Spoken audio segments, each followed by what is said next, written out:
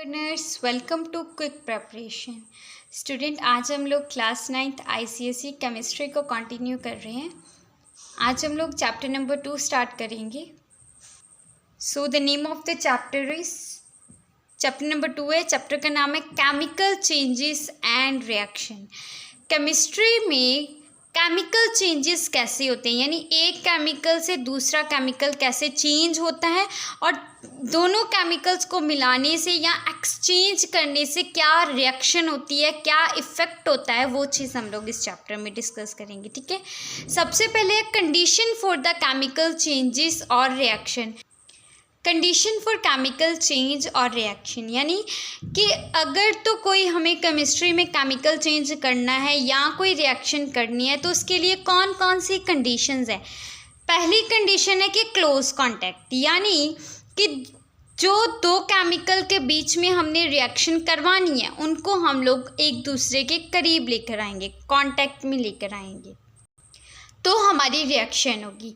Second है the state of the reactant, यानी कि जो रिएक्टेंट है उसकी स्टेट, यानी वो सॉलिड है, लिक्विड है और गैस है। हमारे पास गैस के जो होते हैं वो मॉलिक्यूल्स क्या होते हैं, बहुत ज़्यादा स्प्रेडेड होती हैं। ठीक है, वो गैस के मॉलिक्यूल्स जो हैं वो बहुत ज़्यादा दूर दूर होते हैं, इसलिए गैस में ज़्यादातर रिएक्शन जल्दी हो जाती है। ठीक है, यानी कि जो हमारी केमिकल रिएक्शन है वो स्टेट पे भी डिपेंड करती है कि कौन सी स्टेट है। ठीक है, रिएक्टेंट की कौन सी स्टेट है। ठीक है, अगर सॉलिड होगा तो सॉलिड को ब्रेक करके फिर दूसरा केमिकल उसके अंदर जाएगा, फिर रिएक्शन होगी। अगर लिक्विड है तो दोनों लिक्विड्स को मिक्स कर दो, लेकिन गैस में जल्दी रिएक्शन हो जाती है। ठीक है, उसके बाद थर्ड नंबर पे है हीट। हीट की वजह से अगर एक रिएक्टेंट है, दो रिएक्टेंट है, दोनों रिएक्टेंट्स को हम लोग हीट करेंगे, हीट करके मिक्स करेंगे तो भी रिएक्शन हो जाएगी। लाइट की मदद से भी रिएक्शन हो जाएगी। फिफ्थ, अगर हम लोग प्रेशर इंक्रीज करेंगे तो हमारे पास रिएक्शन होगी। सिक्स्थ है अगर हम लोग इलेक्ट्रिसिटी देंगे तो हमारी रिएक्शन होगी। सेवेंथ है कैटलिस्ट। कैटलिस्ट क्या होता है कि वो एक तरीके का प्रोडक्ट जिससे हम लोग रिएक्शन को बढ़ा सकते हैं, रिएक्शन को स्पीडन अप या रिएक्शन को जल्दी करवा सकते हैं। ठीक है, सो सेवेंथ नंबर पे रिएक्शन को करने के लिए कैटलिस्ट का यूज़ होता है। उसके बाद एट्थ नंबर पे कंसंट्रेशन ऑफ द रिएक्टेंट, यानी रिएक्टेंट की कंसंट्रेशन क्या है।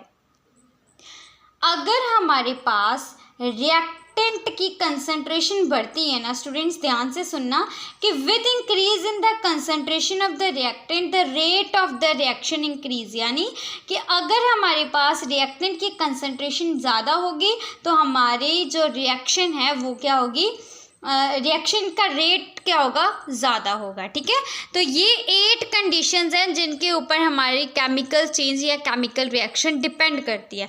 अब हम लोग डिस्कस करेंगे अलग अलग टाइप की केमिकल रिएक्शंस। हमारे पास है टाइप ऑफ केमिकल रिएक्शन, उसमें सबसे पहले आता है कॉम्बिनेशन रिएक्शन। कॉम्बिनेशन रिएक्शन में क्या होता है, it is the chemical reaction in which two simple reactant combine to form a single product. दो सिंपल हम लोग प्रोडक्ट को ले लेते, रिएक्टेंट को ले लेते हैं और उनको कंबाइन करके एक प्रोडक्ट बना लेते हैं। तो ये कॉम्बिनेशन हो रहा है, यानी कंबाइन हो रहे हैं ना, तो सिंगल प्रोडक्ट रिएक्टेंट्स, तो हम लोग उनको रिएक्ट करवा के एक सिंगल प्रोडक्ट बना देते हैं। जैसे कार्बन में ऑक्सीजन ऐड करके और उसको हीट दे के, this symbol predict the heat, heat दे दें तो हमारे पास कार्बन डाइऑक्साइड बन जाएगा। ठीक है, अब देखो ये जो कॉम्बिनेशन रिएक्शन है ना, इस कॉम्बिनेशन रिएक्शन के अंदर हमारे पास किस तरीके की कॉम्बिनेशन होगी। अब देखो पहले नंबर पे होगी दो एलिमेंट्स की कॉम्बिनेशन। ठीक है, सिंपल दो एलिमेंट्स की कॉम्बिनेशन, जैसे हाइड्रोजन और ऑक्सीजन हो गया। ठीक है, इसकी कॉम्बिनेशन कर दी, वाटर बन गया। अब देखो H2O2 को मैंने रिएक्ट करवाया तो मेरे पास H2O बन गया। देखो अब हमारे पास क्या है, यहाँ पर कितने हैं, हाइड्रोजन 2 हैं। देखो रिएक्शन कुछ इस तरीके से थी ना हमारी, H2 + O2 तो हमारे पास क्या बना, H2O बना। अब देखो यहाँ पर हाइड्रोजन 2 है, हाइड्रोजन 2 है, ऑक्सीजन 2 है, लेकिन यहाँ ऑक्सीजन 1 है। सो यहाँ पर ऑक्सीजन को 2 करने के लिए मैंने इसको 2 के साथ मल्टीप्लाई कर दिया। ठीक है भाई, अब देखो, तो यहाँ पर मेरे पास हाइड्रोजन कितनी हो गई 4। सो इसको भी हाइड्रोजन को 4 करने के लिए यहाँ पर मैंने 2 कर दिया। इसको हम लोग बैलेंसिंग कहते हैं। ये भी बहुत इंपॉर्टेंट है। इक्वेशन को हमेशा केमिकल इक्वेशन को बैलेंस करके लिखना होता है, ठीक है। नेक्स्ट हम लोग आगे पढ़ेंगे नेक्स्ट चैप्टर्स में, लेकिन उससे पहले मैंने आप लोगों को बता दिया कि सिंपली इक्वेशन को बैलेंस कैसे करते हैं, ठीक है। तो यहाँ पर वही बैलेंस्ड इक्वेशन करके हमने लिखी है।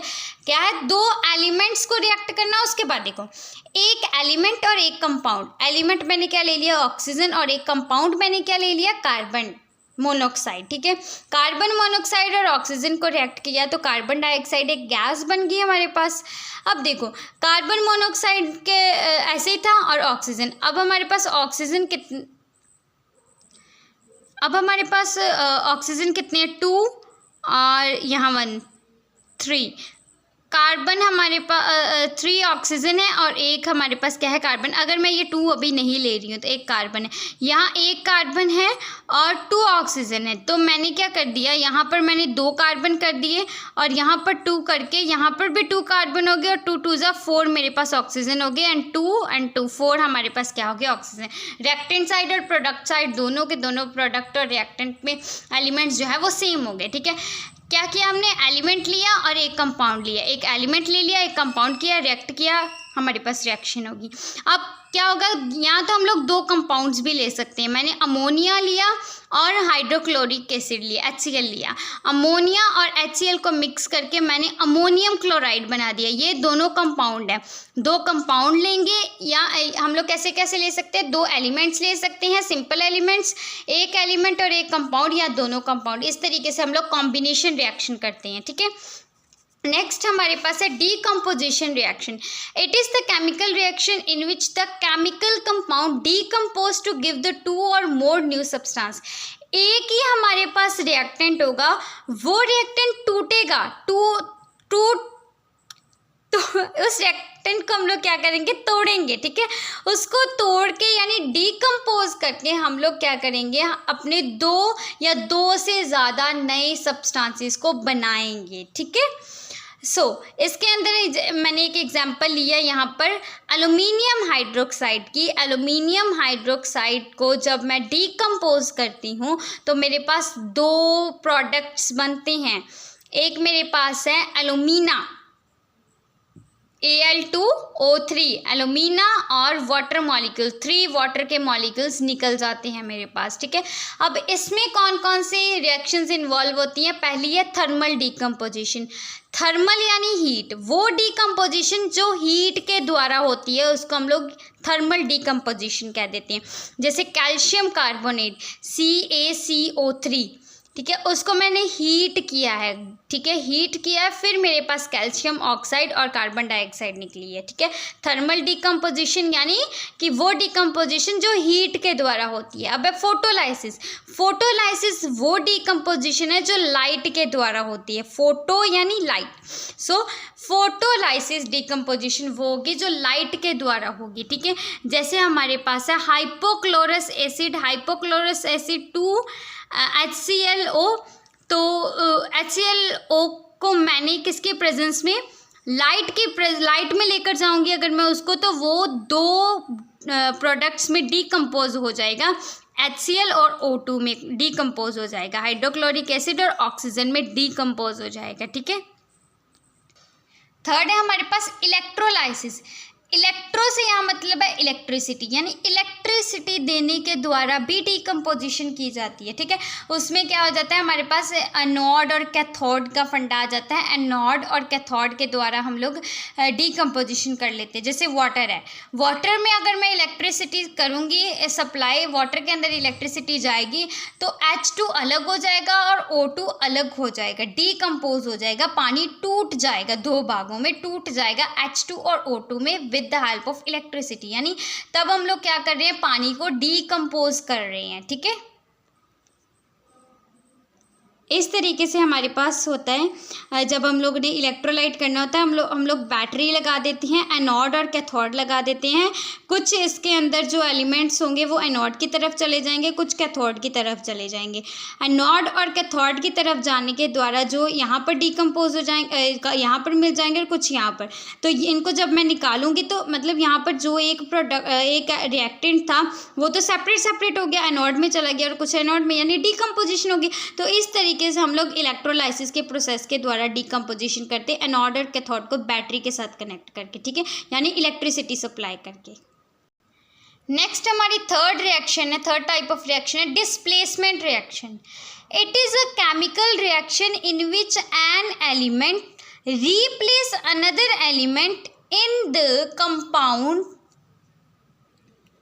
and takes its place। यानी कि हमारे पास क्या होगा कि कोई एक एलिमेंट या दो एलिमेंट क्या करेंगे, आपस में चेंज हो जाएंगे, ठीक है।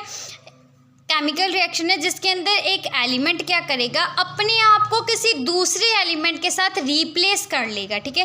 जैसे एग्जांपल है हमारे पास क्लोरीन को अगर मैं पोटाशियम आयोडाइड के साथ रिएक्ट करवाती हूँ, क्लोरीन को पोटाशियम आयोडाइड के साथ रिएक्ट करवाती हूँ, तो ये जो आयोडाइड है ये क्लोरीन के साथ रिप्लेस हो जाएगा, ठीक है। देखो कि हमारे पास आयोडीन की जगह पे क्या आ जाएगा, क्लोरीन, यानी कि हमारे पास आयोडीन क्लोरीन के साथ रिप्लेस हो गया है और यहाँ पर मेरे पास I2 निकल जाएगा, ठीक है।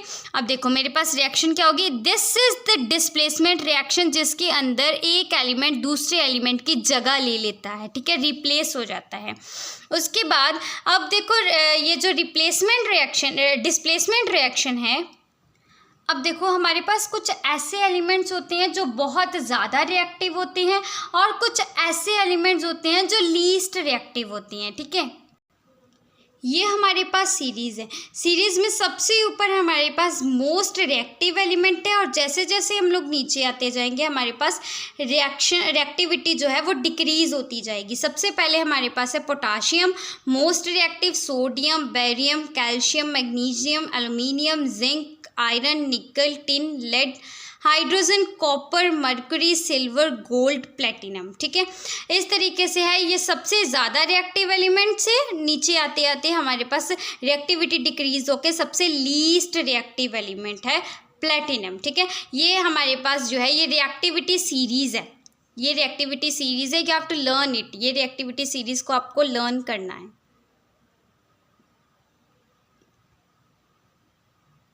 तो उसी रिएक्टिविटी सीरीज़ के बेस पे डिस्प्लेसमेंट जो है वो दो तरीके की होती है। फर्स्ट है displacement of less reactive metal by the more reactive metal, यानी कि जो लेस रिएक्टिव मेटल है वो मोर रिएक्टिव मेटल को डिस्प्लेस कर देते हैं, ठीक है। हमारे पास क्या है, इसकी एग्जांपल है जिंक को अगर मैं कॉपर सल्फेट के साथ कर रही हूँ, ठीक है, जिंक को अगर मैं कॉपर सल्फेट के साथ कर रही हूँ तो मेरे पास क्या कर रहा है, जिंक के साथ मेरे पास सल्फेट मिल रहा है, जिंक के साथ मेरे पास सल्फेट मिल रहा है और कॉपर जो है वो मेरा बाहर निकल रहा है, ठीक है। तो यहाँ पर मेरे पास क्या हुआ कि लेस रिएक्टिव मेटल ने मोर रिएक्टिव मेटल को क्या कर दिया है, डिस्प्लेस कर दिया है। जिंक जो है ये हमारे पास मोर रिएक्टिव एलिमेंट है और जो हमारा कॉपर है ये लेस रिएक्टिव है। देखो जिंक जो है ये मोर रिएक्टिव है और कॉपर जो है वो लेस रिएक्टिव है, ठीक है। तो इसके साथ डिस्प्लेसमेंट हो गई, मोर रिएक्टिव ने लेस रिएक्टिव के साथ अपने आप को क्या कर दिया, डिस्प्लेस कर दिया है, ठीक है। ये मोर रिएक्टिव है, ये लेस रिएक्टिव है। अब उसी तरीके से मेरे पास होगी, यहाँ पर तो डिस्प्लेसमेंट हो रही है मेटल्स की, तो नेक्स्ट होगा displacement of less reactive non metal by the more reactive non metal, ठीक है। Less reactive non metal more reactive के साथ अपने आप को क्या कर लेगा, डिस्प्लेस कर लेगा। ये जो मैंने आपको पहले एग्जांपल बताए थे डिस्प्लेसमेंट रिएक्शन की, ये इसी में आती है, नॉन मेटल की रिएक्टिविटी में ही आती है, ठीक है। इसके अंदर मैंने क्लोरीन को पोटाशियम आयोडाइड के साथ किया तो मेरे पास पोटाशियम क्लोराइड बन गया और आयोडीन मेरे निकल गया, ठीक है। देखो हमारे पास क्या था, आयोडीन ने क्लोरीन को क्या कर लिया है, डिस्प्लेस कर लिया है, ठीक है। आयोडीन ने क्लोरीन को क्या कर लिया है, डिस्प्लेस कर लिया है, ठीक है।